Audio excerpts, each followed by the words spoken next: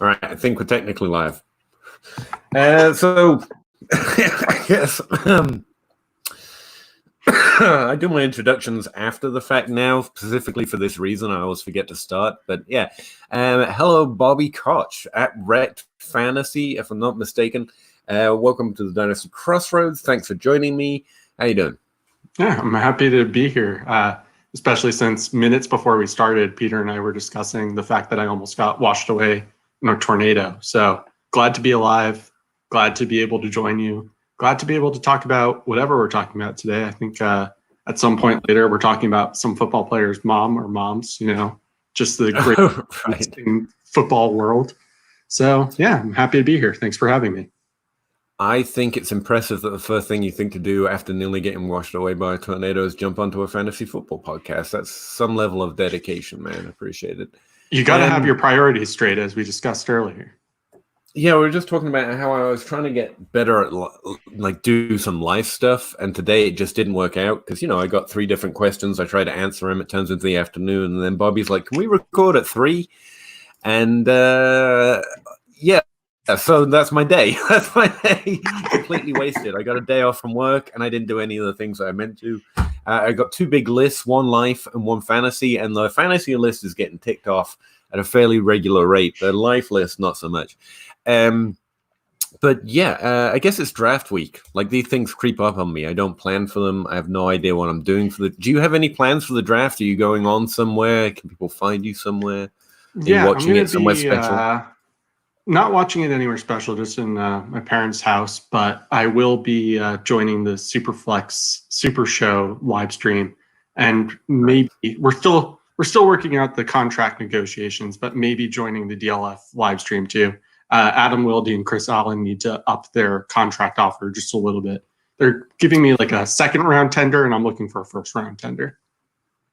Yeah, that about describes the discrepancy in our positions around here because I found out about it because I was tagged to a group message asking people to push it on their timelines. That's my involvement in the DALF live stream. They're like, "Hey, could you tweet this out?" Oh, yeah, sure. Thanks, guys. Appreciate you thinking about me. Yeah, so contract negotiations, not really a thing.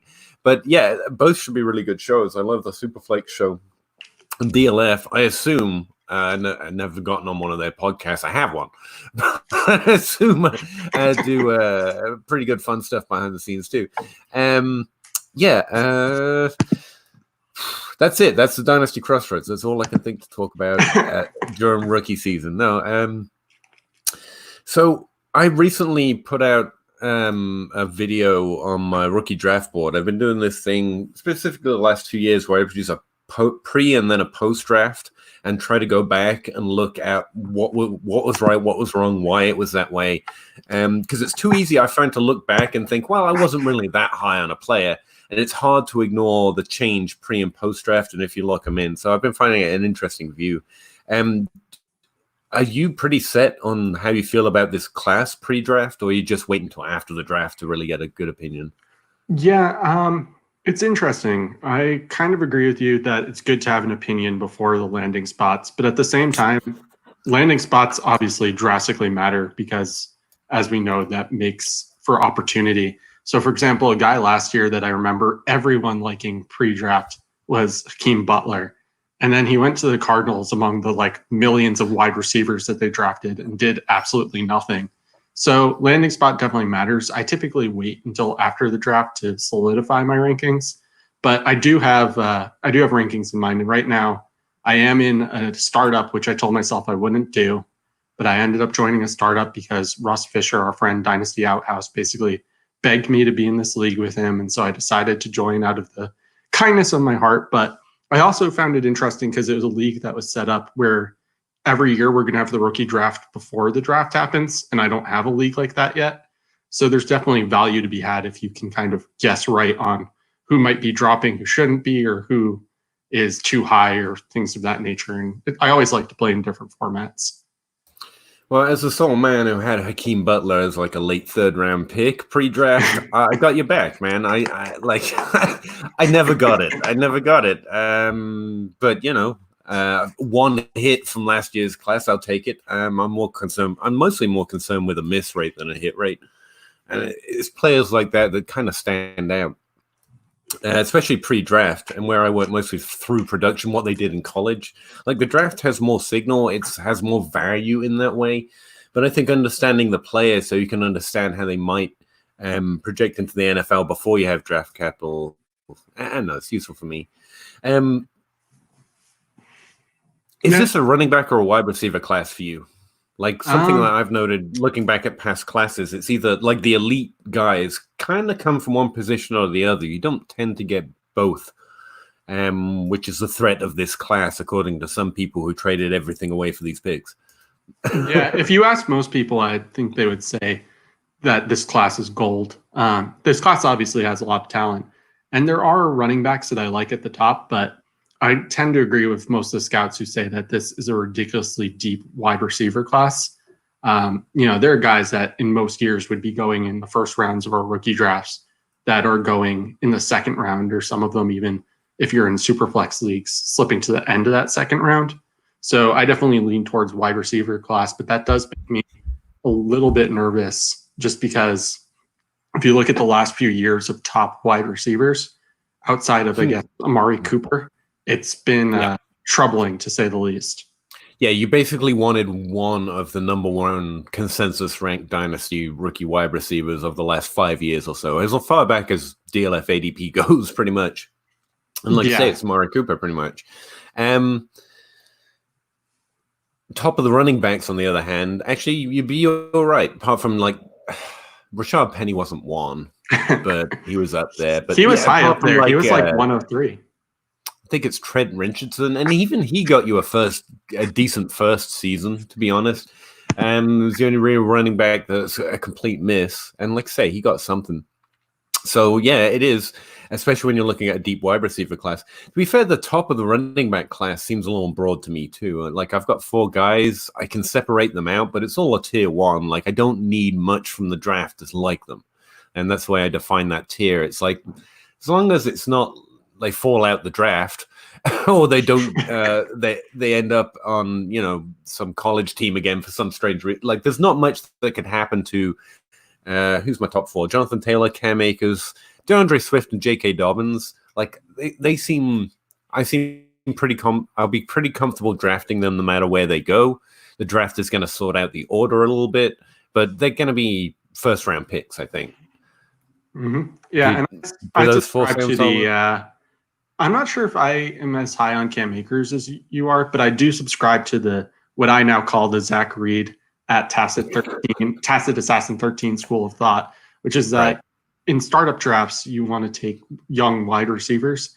And then in rookie drafts, it's always a good idea because they see the field so early to take those running backs, let them have a good year on your team, and then flip them for that wide receiver that you liked with another, draft pick on top. And he was the first one I really heard to popularize it. I generally did it too, but I attribute it to him because he's no dummy despite his claims. Yeah, he's a liar. He's a liar on that. But no, yeah, I mean, running backs break out earlier. They produce more. You're going to get not the majority, but you're going to get the majority of their value, at least through the first 2 years. And some of their best production on average comes in year 1 and year 2.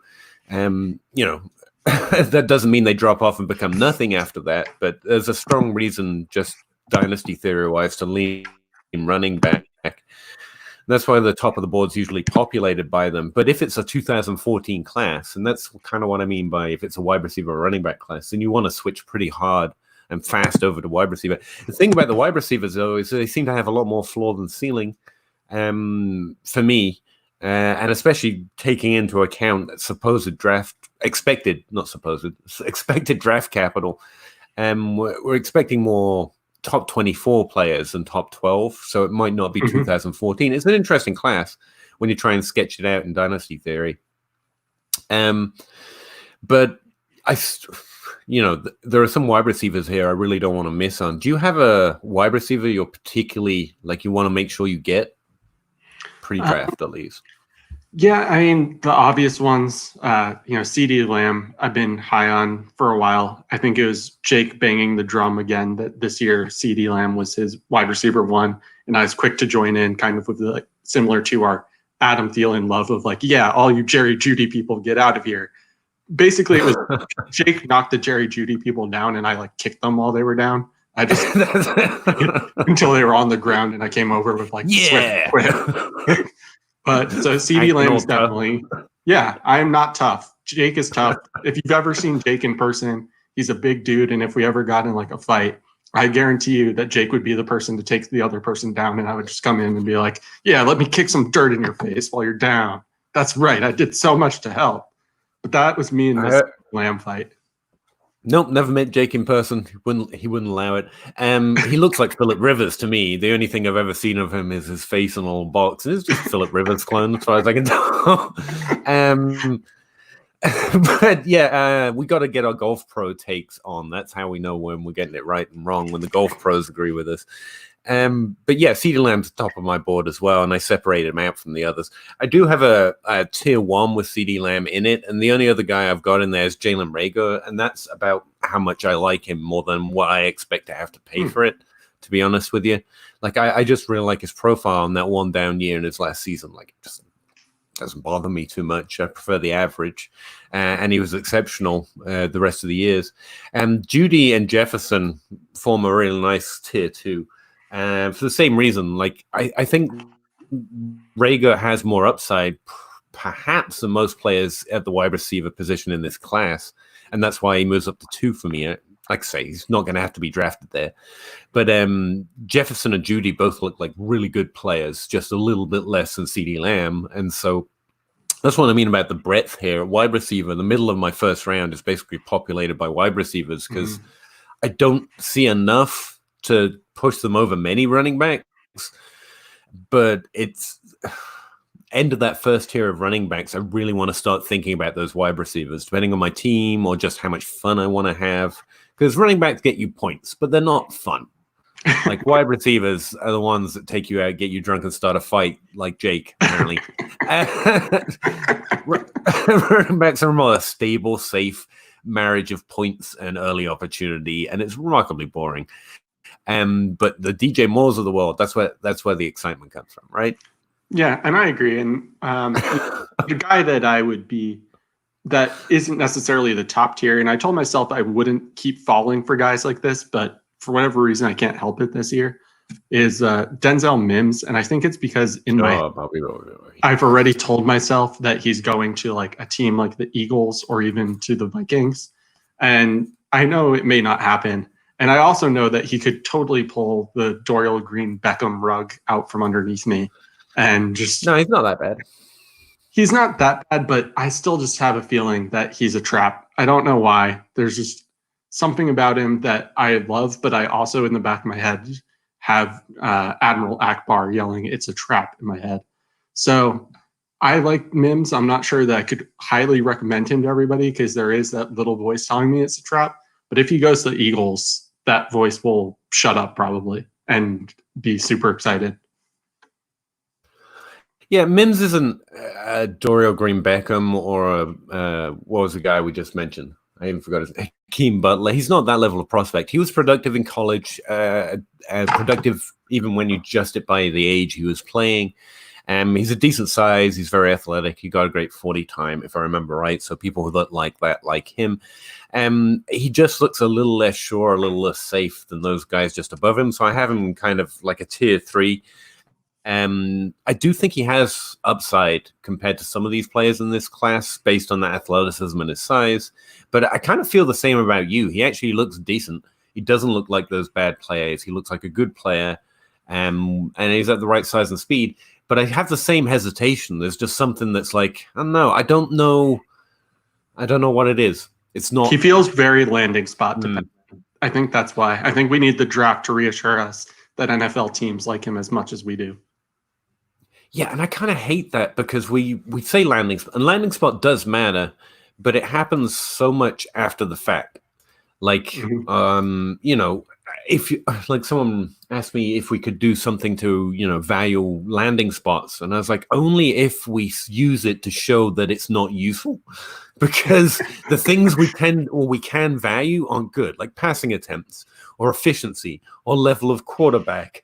none of those, like AJ Brown was apparently the guy you wanted from last year. And which of those did he look good in post draft? None. Okay, moving on. Same with DJ Moore. People didn't like that he was going to Cam Newton because he wasn't Kelvin Benjamin size, as if Kelvin Benjamin's something to live up to. It wasn't a very particularly high scoring or high powered offense. Cam Newton was getting old, and everyone gets worried about the age of the quarterback.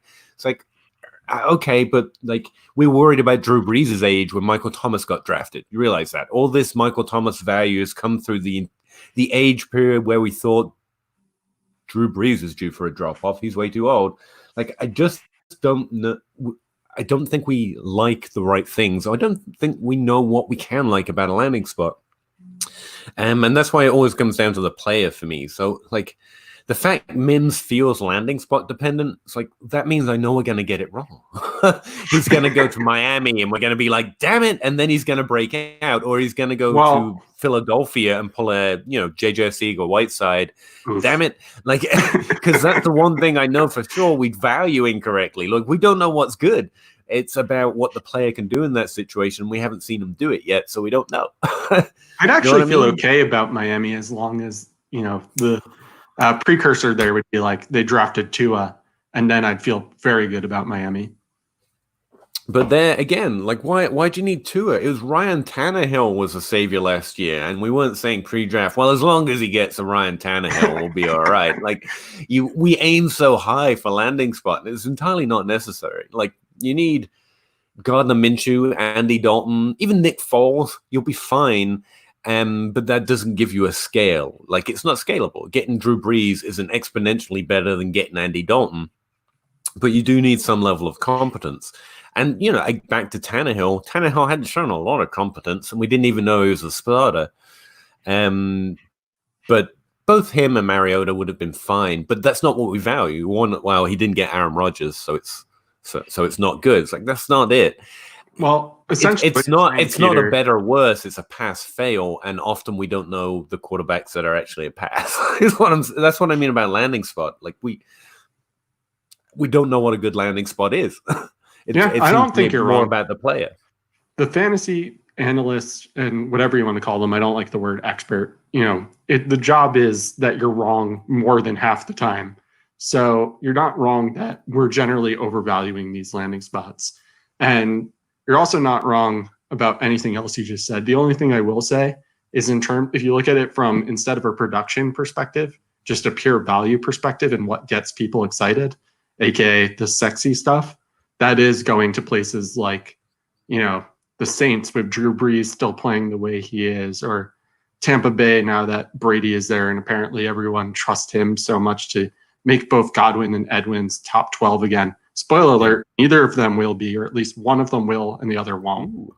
But the point is, on the one hand, yes, I agree. The production value can take a hit, and we're terrible at that with landing spots. But from pure value perspective and what gets people excited, and also what can get you trades for greater production value, is those guys landing in spots that the rest of the community deems quote unquote sexy. Or in this case, the Jake of the world, just because I want to keep bringing Jake. And so you really want that Jake pick so that the rest of your league wants to trade you for your Jake. You need that Jake bump. You just need it. And that's why we have CD Lamb at 1. Something Tan, I was just talking to Tanho, and he mentioned just before we got out of there, actually, he's working on this idea that you always sell second-year players. Talking about value, he was like, if a rookie has a bad year, they're less likely to break out. So why not re-roll it into lesser draft capital, but you get another shot, and you may as well, because bad first years are very, very indicative of, a bad fantasy player. We'll keep re-rolling that value because they're young and we haven't seen them in their breakout year yet. And if they break out like AJ Brown, who's like, sell those guys too, because you can get a first plus a good player, and so you're always kind of adding value. What do you think of that kind of idea? Yeah, that's interesting. I kind of go the opposite route, or at least I have. Yeah, I think most do. I've always thought second-year players are targets, and that's why I thought it was interesting. Yeah, it's definitely interesting. Breakout year. Because in the past, I've written, for example, about DJ Moore entering his sophomore season, for example, and Juju Smith-Schuster entering his sophomore season, and saying these guys are already pretty high on our dynasty rankings, but here's why you should be buying them now. Mm-hmm. And not to, I'm using only 2 examples, so I can't necessarily say Tan was wrong. But in those 2 examples, when I talked about buying them, they did both go significantly up in ADP. Just because from the 2 or 3 years that I've done this particular quote unquote study, it's really just a limited player value sample. What will happen is if a guy has a decent rookie year and then has a good sophomore year, the community, at least ADP wise, will give them a huge bump. They'll go from, maybe like the 5th or 6th round suddenly to back end of the 1st, mid-second rounders. And that is a huge value increase. So even if you're selling those guys, let's say for a good player in a 1st, if you held on to either of those 2 entering their, I guess we'd call it junior seasons. I don't know what you call the 3rd year, just 3rd year, I guess. I was thinking of in college terms for some reason. But if you held those guys, you could probably get, a good player plus potentially 2 firsts at their current values, or their values entering that junior 3rd year season.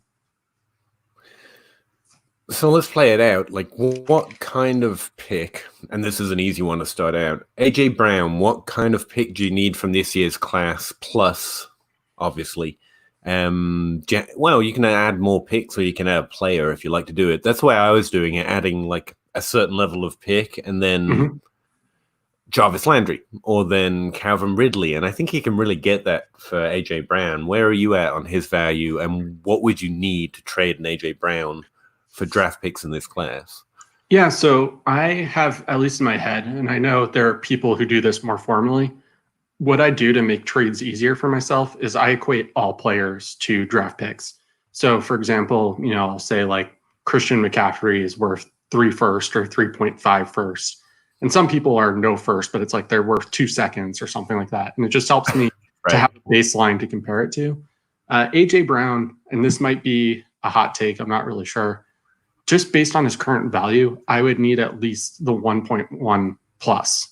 I don't think that you're trading AJ Brown just for, Jonathan Taylor, or even if you're in a super flex league, Burrow or Tua, unless you're desperate for a quarterback. That said, if you could get like, as guys you just mentioned, pop to the top of my head, probably because you just mentioned them, but if you can get the 1.1 and, Jarvis Landry, for example, for AJ Brown, I'm fairly confident I would make that move. I'm fairly confident you would too. I thought you'd like that one. Yeah. Calvin Ridley is another one. Any of those like high-end wide receiver 2s, if anyone's offering you that in an early pick in this draft, I'm fairly confident I'd make that move. But there have been some people I've seen talking about like, oh, I have an offer of 104 for AJ Brown. Is that enough? My answer is no. Because the thing is with these rookie picks, yeah, they're exciting. Yeah, you can flip them before you're on the clock or even when you're on the clock. But people forget, and especially with this class, we were just talking about it. These rookies don't always hit. There have been plenty of studies conducted to show they definitely don't always hit. Their value remains somewhat insulated year over year, especially if they're a high first rounder. But if you can trade them for a guy who's already shown it on the NFL field, plus you're winning. Yeah, and something that always, I think, highlights that best for people when they're asking me about it is like, why do I do hit rates with one top 24 PPR season? I'm like, well, you got to realize if we move the lever up to 2, it becomes unuseful. There's just too few players that actually do it over even a decent sample size. If you're trying to get relative to recent history that's relevant to this class, there's not a lot of players that actually kept 2 fantasy relevant seasons in a row. I mean, there are when you look at a long history and you can put together 25, 30 examples, but they're all coming from different spots with more varied production because not a lot of players actually hit that kind of echelon. Now, AJ Brown does look like a player who's going to do it, but he's right now valued as a wide receiver 12. I put a little bit more of a range in there. I wouldn't just need the 1.01. I need like a top 3, top 4 pick and another pick if I'm just doing it in draft value, another first from next year's class. And that's minimum. Just to put that little edge on the value, I would it doesn't have to be the 101, but a top 3, top 4 pick plus another first. And I think that's underselling for a wide receiver 12. I just think he's really overvalued right now, which goes to Tan's point about, and your point about selling the value for these players. How about some of the guys who had bad rookie seasons, like JJ Sega-Whiteside? Would you sell him? Like, I imagine you can maybe get a third. And I would be happy to do that at this point. Yeah, I have no problem with selling him for a third, which kind of feels gross to say because I know he had a lot of hype and a lot of people liked him with the Eagles. But I fully expect the Eagles to draft a wide receiver, whether it's Mims or, I've heard rumors of Justin Jefferson or whatever it is.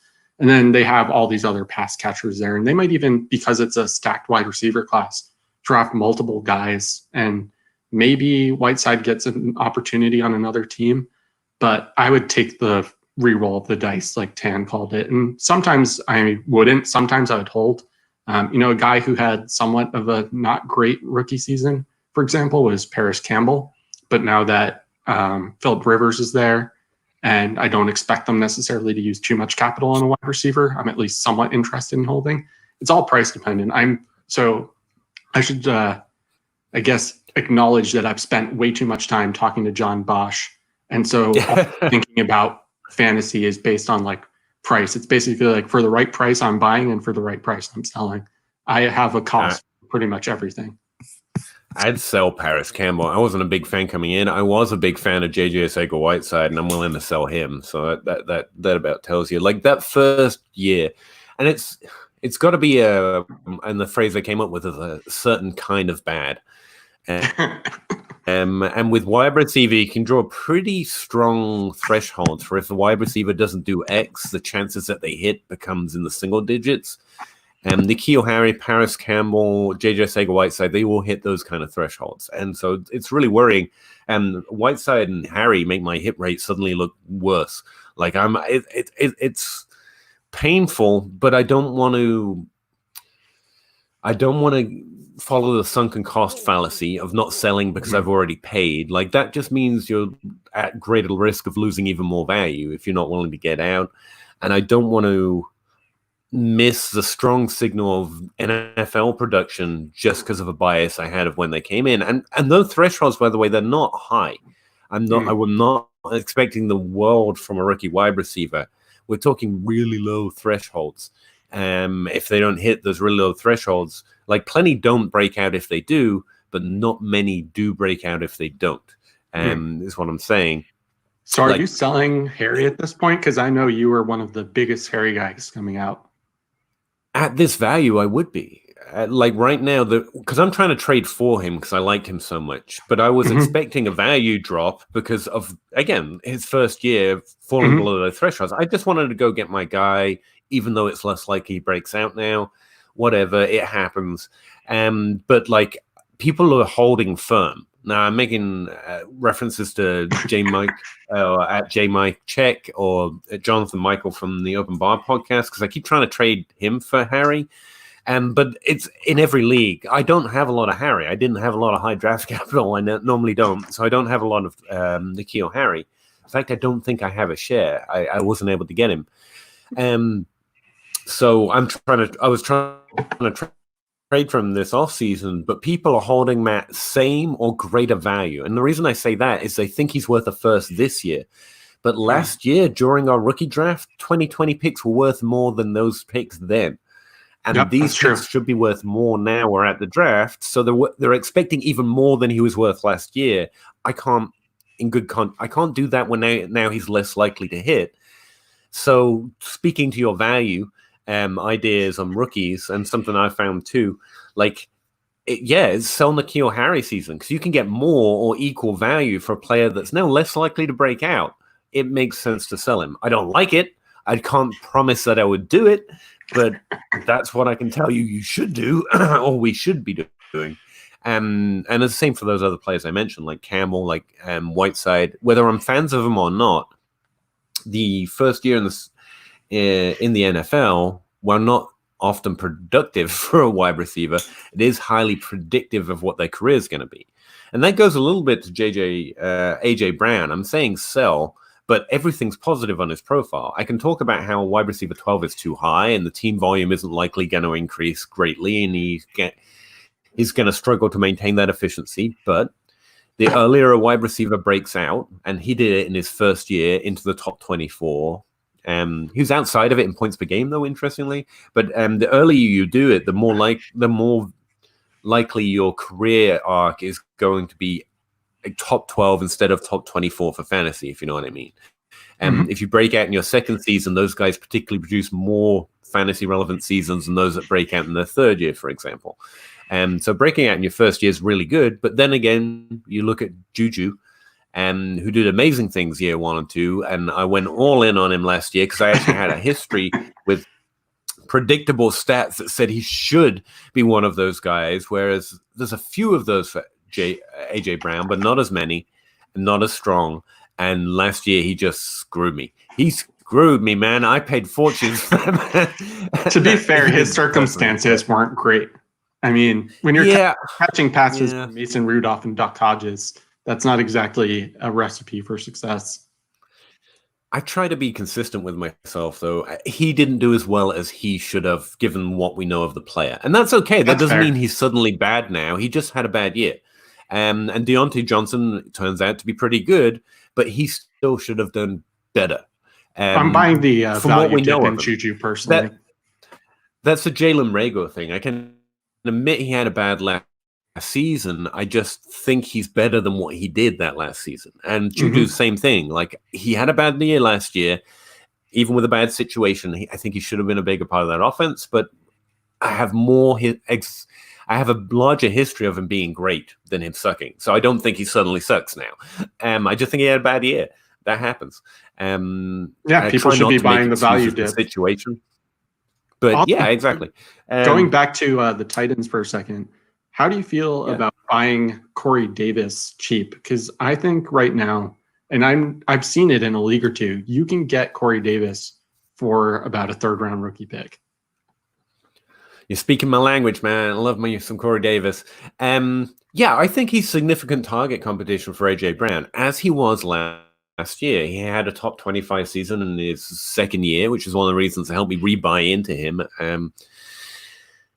I think the chances of him being a top 24 wide receiver are now a lot smaller because apart from Devontae Parker, it doesn't tend to happen this late for wide receivers in the top draft in the first round. But again, if we look at the specific player, he's been better than most that we're talking about when we look at that sample. So he's at least going to be more valuable than a third round pick. He's going to get you a top 30. He's going to get you usable weeks. He's going to be a significant part of that offense. I am expecting a lot less than I was when he was a rookie, but I like the idea of buying him kind of a lot. Yeah, that's fair. I was just curious because I've definitely seen it, and it's something I've considered trying to do myself, but I didn't know if you thought Corey Davis was someone we should just be out on. No, because it's at value, right? I'm not paying for a top 24 wide receiver. So a guy who's pretty likely to have top 36 seasons, if nothing else, even if he's not going to be everything I hoped he could be. Again, I feel like sometimes I said this on Twitter and I thought it was a good sentence at the time, so I'm making it a thing. And sometimes we just go looking for more hammers, like our old hammers break, the things we used to bash prospects with, draft rounds, all that matters. Best player available. And then we got a little bit more nuance. We learned more. We had smarter guys, not me, but other smart guys coming in, teaching us a little bit more about how the nuances of this stuff works.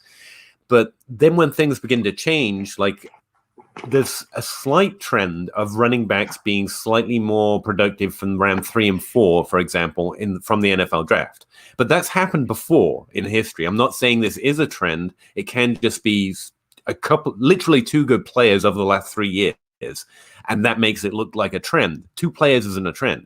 3 years makes it look like a trend. So it could go right back to average, but let's just take it as if it was a trend. So that people want to exchange their old hammer of first round draft capital, and then you get fucking Rashad Pennied all the damn time, with a new hammer of third round running backs hit. It's like, don't look for a hammer. What you've got to see, because lots of smart people have come in and taught me and taught you and taught everyone that there's more nuance, and here it is all laid out for you. So The nuance is that these two players look different than most players drafted in the third round. Aaron Jones was a guy I was really high on, and actually Jordan Howard, complete opposite type of profile. He's the other one that's increasing that hit rate in the third, fourth round. Not players that you might have thought. Those are the two that are actually increasing the way that draft capital looks over the last 3-4 years. So what we can learn is, what do those two players look like? Can I find something that's predictable, that's sticky, that tells us about the player, not their situation, and then go looking for that in other prospects? It's not third round draft capital now matters more. That's trying to, you've been given a delicate flower of understanding of how this stuff works, and you're like, hammer, flower, flower is hammer, third round, like stop looking to replace an old hammer, because the hammer wasn't good enough. We needed a scalpel. All we had was a hammer. Fine. But now we've been handed a scalpel and you're trying to use it like a hammer. It's not like, don't ignore the nuance of this stuff that we've recently learned due to, you know, all the smart guys. And I can name them, but it feels just like name dropping at this point. But, you know, it's Scott Barrett, Graham Barfield, ADHD. I forget his actual name. It's Josh. He's over at 4 for 4 now, right? At ADHD. I believe he is, yeah. And also, I just want to say, I find this comparison very funny. The whole entire time in my head, I just had this image of fantasy players as like cavemen, basically being like, and Kill Harry, good. And then you're coming in with like new tools, like the Iron and they're like, no, I say and Kill Harry, good. Fire, scary. And then I get it. I mean, at the end of the day, I do all this stuff, and then they boil it down to, I just want to have fun, so I'm going to reach on Jalen Reagor. It's not the smart thing to do. It's not when I say what you should do, but it's really fun. And if it works out, it's the best feeling ever, so I'm going to do it. And so if that's the reason, then that's not what I'm talking about. I'm talking about, if we're talking about theory and trying to understand this so that we can then just go have fun with it and do whatever the hell you like, players are different. So Corey Davis looks less likely to break out because of his draft capital and how far into his career he is. But when you compare what he's done so far to those other players, he looks nothing like them. He's actually been more productive than most of them. He had a top 25 season. He's improved, and so has the team throughout his tenure.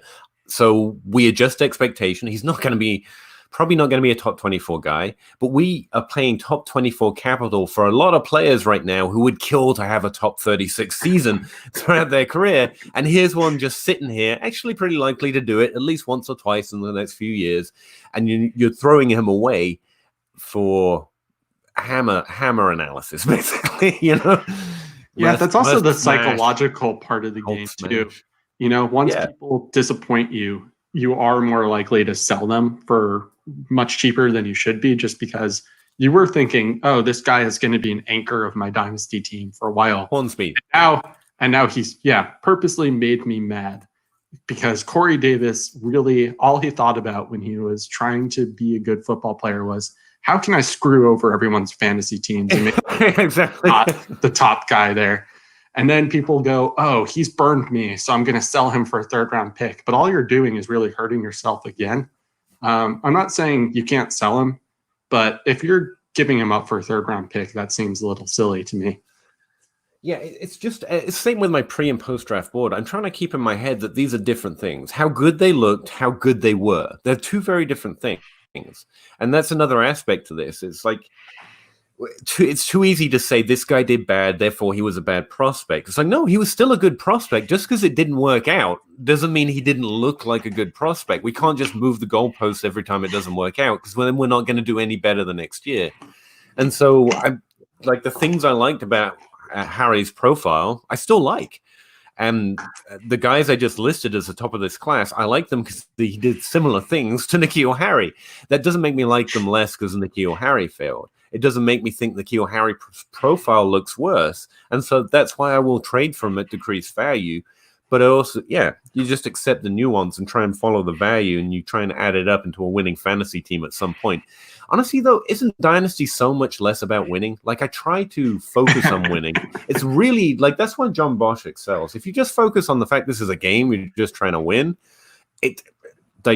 first year's the easiest. Stop worrying about something that's going to happen 5 years from now. If Drew Brees is going to fade in 3 years, it doesn't matter. Follow the value, smash everyone. But I think a lot of us get into Dynasty because we're like, these are my friends. I know these people. This guy looks really good. I like this guy. I want him on my team. I want to be on Team N'Keal Harry. And it's fine if you're playing. Just I try to reckon. That's what I mean. I know I'm just playing for fun when I actually get into a draft. I will make decisions I don't think are wise statistically on average because I'm okay with that. I know I'm playing to have fun. I'm not giving myself the best shot.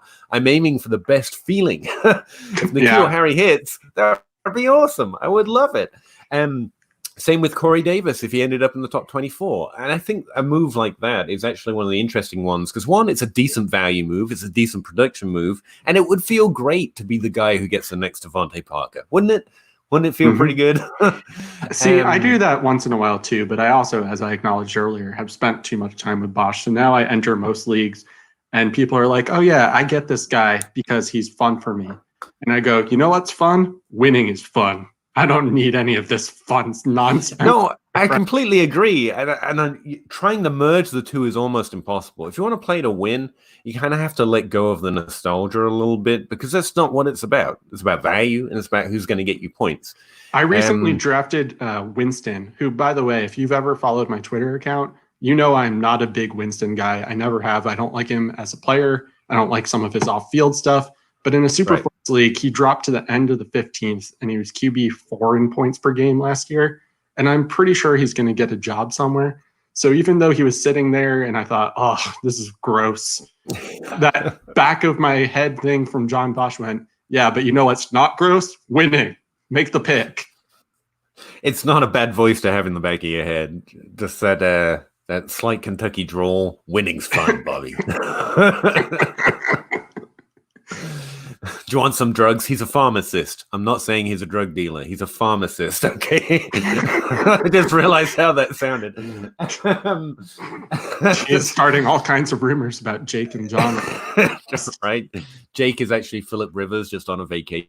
No one knows this, but it's just his alter ego. And John's out there selling them drugs, which is actually true. Technically, I can say that. John is out there selling them drugs. Well, not at the moment. He's working from home, I guess, like everyone else. But yeah. Anyway, we got to argue about something, man. We're agreeing on this value too much. Although speaking to a point, like I was looking up, if you look in the wide receiver 40 range, not where you really want your wide receivers to end up, but I noticed like Randall Cobb was as productive as a bunch of guys still worth a first last year, and like. I didn't start him a lot, but I had him on most teams, and he's probably not going to do any better next year, but he's going to end up in the same range as a lot of guys that you're going to spend more on. And him, Deshaun Jackson, all of these guys are going to put up, if you focus on what production is likely you can get from them, and more likely to get from them because they're actually good players in the twilight of their career, then you can get a lot of value out of thinking of it that way. Sorry, that just sprang to mind. I know, that's definitely true. Doing this startup draft, the one thing it's made me realize is just how deep the wide receiver position is. Because we'll be in like the 19th round and people are still drafting guys that were like top 36 in points per game last year. And part of that is because there's so much hype for these rookies. And a lot of guys in the draft have gone a bit rookie crazy.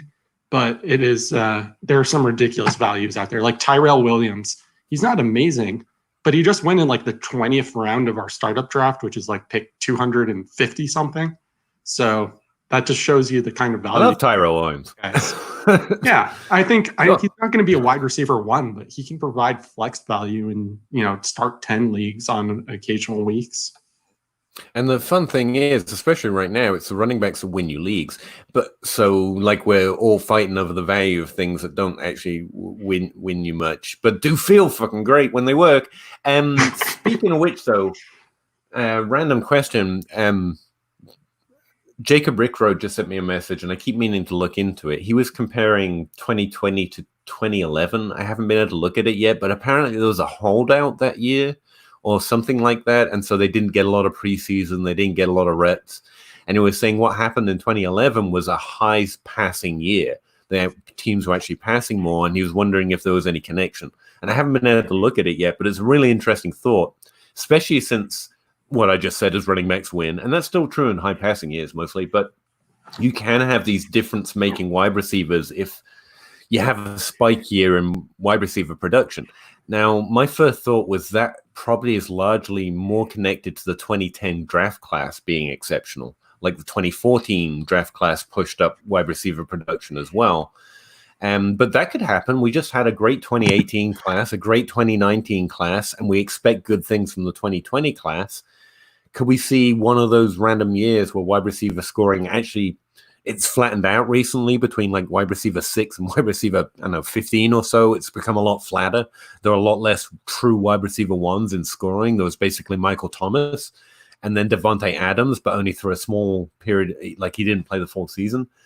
And that's it. Those are the difference makers at wide receiver. If you didn't get them, then you were getting pretty much no difference with these values that we're talking about that you can get later. But I don't know. Have you put any thought into what the 2020 season's going to look like? Should we maybe see a higher passing year? Or let me just add that 2011 was the year that Julio Jones was drafted. So you need to account for that. Exactly. Julio Jones by himself probably counted for like 800 passes just because he's Julio Jones and he's on stop. Yeah, and that's the thing. And the 2010 draft class was as phenomenal as the 2014 draft class, and we kind of forget that too. But in terms of what this year looks like, I know this is not going to be what people want to hear, but I'm just hoping there is a season. I don't know that there necessarily will be. I hope that there will be. I miss sports. I wish sports were still on. I wish that we could have them in a way that was healthy and safe for everybody. But I'm hopeful, one, that we have a season. Two, if we do have the season, I know this was mentioned on a bunch of different podcasts. Again, our friend Zach Reed over at Dynasty Dummies, as well as a few other people have mentioned, these rookies may struggle because there's not going to be a training camp probably or OTAs. And so every time you think about how rookies have to adapt to the league, you have to add in the additional, these guys are not going to get the practice time that a typical rookie gets because of the situation that's going on in the general world. So, next year when we're talking about maybe not N'Keal Harry, but possibly if there is a season and we're talking about, man, why did Jerry Jeudy struggle and why does he look like N'Keal Harry? We may have to put an asterisk next to it and say like, oh, this season was weird and therefore the data is not quite as good as we'd hope. That's just my sense on it. So what would be your move then? If you're not expecting a 2020 season, you're expecting a weird year, and I think that's fair to expect. What do you want to do right now to try and hedge it? Yeah. One thing that I've been trying to do is typically I sell vets in the season, right? Because they get you more points when in the season and then they get you more trade value. But if there are guys that are really, really getting up there in age and aren't like still stud wide receivers, so I'm not saying like try to sell Adam Thielen right now, but maybe some of the other older guys that you could get like a second round pick for right now in 2021, for example, I might sell those guys. But at the same time, there's also the part of me that says, well, they're not taking hits. They're not getting injuries, so they might be fine for another year after this. It's really hard to say. I'd say the move is you kind of just have to wait it out. I have noticed a hesitancy in my leagues to trade as frequently as in past off seasons. And I think a lot of that has to do with the circumstances going on where people don't know what the season's going to look like. And so they're a little worried to make trades when they may not see the results until 2021. Yeah, I think I'd sell 2021 picks.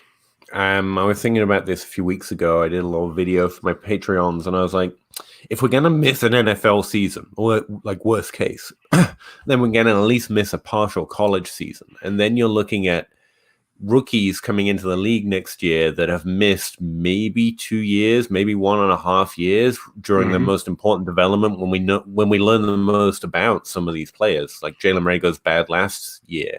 Tyler Johnson was a first-round pick last year. He plays another year, and now he's being talked about as someone that might drop out of day one and day two. Like, we learn a lot from rookie production, and players gain experience, they gain knowledge, they get better, and they need to do all of that. And so I'd actually be really worried about the rookies coming in next year if the worst-case scenario played out. Yeah, but I'm very hopeful that it won't. But at the same time, I do think people need to prepare themselves just in case it does happen.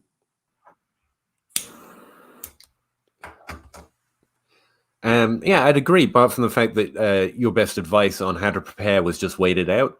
So, like, I was trying to come up with something that was a little more, something that you might actually be able to do prepare. Now, that might not mean just trading your 2021 picks. By the way, I started to just gauge some interest in trades, and it doesn't quite work. Where they're a year out, they should be lower value anyway. So in some cases, I've traded 4 2021 picks with the idea that I might be able to trade them for slightly more value earlier than I normally would. So how you do it is, ask John Bosch. He's the value guy, or ask, Dynasty Outhouse and Brian Ha. They're the trade guys. I'm trying to muddle my way through two things which are not the strongest part of my game.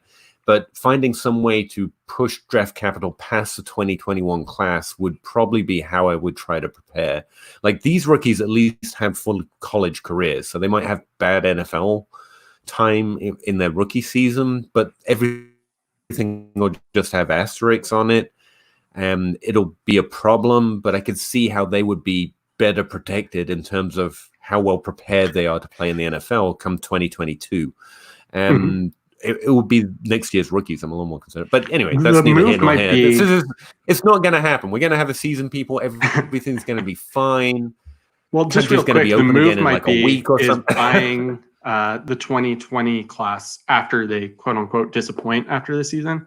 So it's a bit of the wait and see approach, but it's all right. Just let CeeDee Lamb and Jerry Jeudy go out there and disappoint because they didn't have these camps, and then because owners, as we talked about earlier, get so mad at players personally deciding to mess up their fantasy team somehow, you go out and you get CeeDee Lamb or Jerry Jeudy cheaper. Oh, sorry, I couldn't understand your spelling mistake there, Spaceman. Dark turn there. Okay, not horse. Got it. Yeah, sorry, I didn't mean to. That is fresh out of the mouth of a man from New York. So maybe we should listen to the guy from New York about stuff like that a little bit. But instead, I'm going to ask the man from New York, who's your favorite player from this year's class that people might not know about? Yeah, I've been talking about him constantly, enough to, and this is where the mom thing comes into play, I guess. I don't know that he was originally my favorite in this class, but once someone's family starts interacting with me about that particular player, it definitely makes them my favorite just because I want to root for them once their family starts interacting with me. So, like, if any prospect out there purposely wants me to hype them, just, get your mom to like my tweets, maybe your grandma like Cooper Kupp did, and you'll become my favorite. So in this case, it's Anthony Gordon. And I know he's a deep quarterback. I don't apologize. I'm a guy who used to write for 2QBs.com. I once almost wrote an article about JT Barrett versus Taysom Hill when they were coming out, just to give you guys an idea of how much I enjoy the quarterback position. But what a lot of people didn't know was at one point mid-season, he actually led all of college in passing yards and touchdowns. He was ahead of the famed Joe Burrow. He did end the season with over 5,000 passing yards and 48 touchdowns. So he is someone who I think may become a developmental quarterback. If he goes to a team like, let's say the Steelers, for example, and gets to sit behind Ben for a year or two and then potentially become their starter, I'm very interested in that. And I think he can. There's a great film room by Matt Miller on Anthony Gordon. Basically, the summation is that he can make every throw that an NFL starter can make when he gets his feet right. It's just him getting his feet right is a questionable proposition. So I'm hoping that he can work on his footwork. But I believe, if you're listening, Gina Gordon, I believe in your son. We all believe in Gina Gordon's son. I think that's the truth. But yeah, we actually do. I really enjoy watching good football players play football. So no matter where they're from or how small school they are, I kind of root for all of them, right? So yeah, I don't know anything about quarterback, really don't. So I'm not even going to try. But it's good to know a deep name there, Bobby. I appreciate it. Is this the Gardner Minshew of 2020? Maybe that's basically what you're saying. Funny enough, he was Gardner Minshew's backup, and then he broke all of Gardner Minshew's records at school. So take that for what it's worth. He taught him everything he knows very clearly. I agree with it.